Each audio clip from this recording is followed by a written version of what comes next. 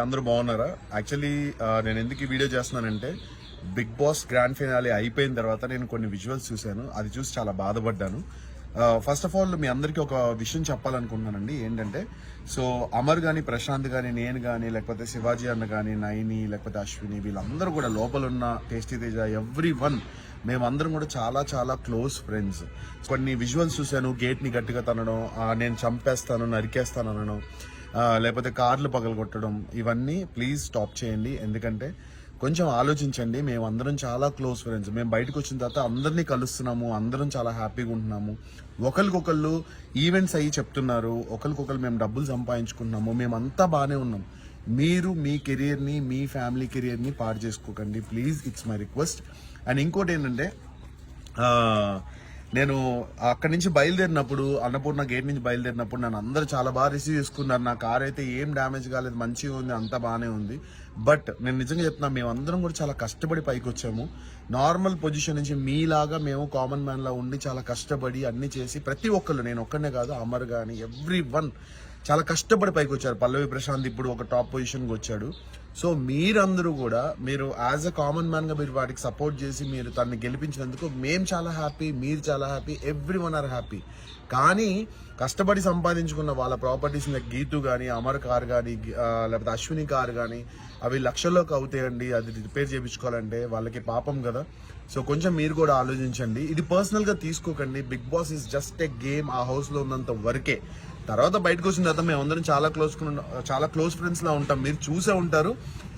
తేజ కానీ, నేను కానీ, వాడు నన్ను నామినేట్ చేసినా కూడా నేను ఎంత క్లోజ్గా మూవ్ అవుతున్నా, వాడు నాకు బెస్ట్ ఫ్రెండ్ అయిపోయాడు.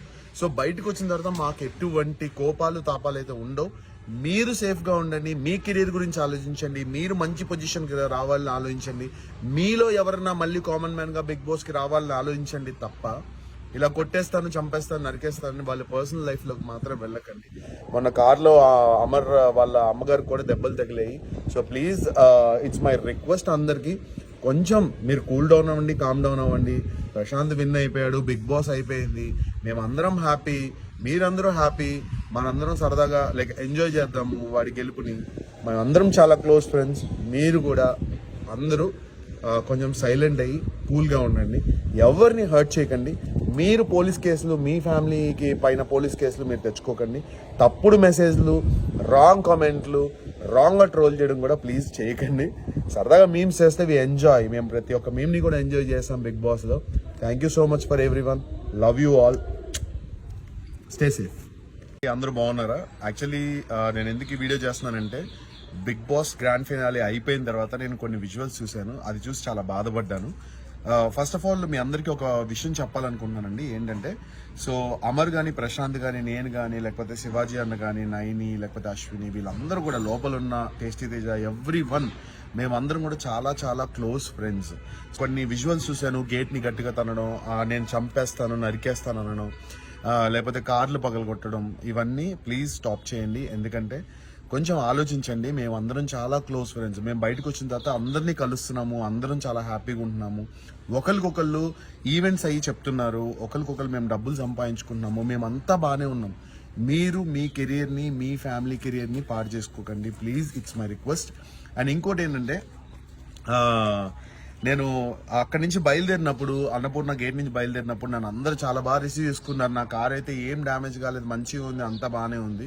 బట్ నేను నిజంగా చెప్తున్నా, మేమందరం కూడా చాలా కష్టపడి పైకి వచ్చాము.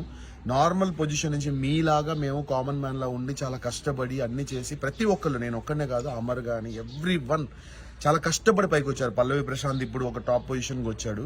సో మీరందరూ కూడా మీరు యాజ్ అ కామన్ మ్యాన్గా మీరు వాటికి సపోర్ట్ చేసి మీరు తనని గెలిపించినందుకు మేము చాలా హ్యాపీ, మీరు చాలా happy, every one or happy.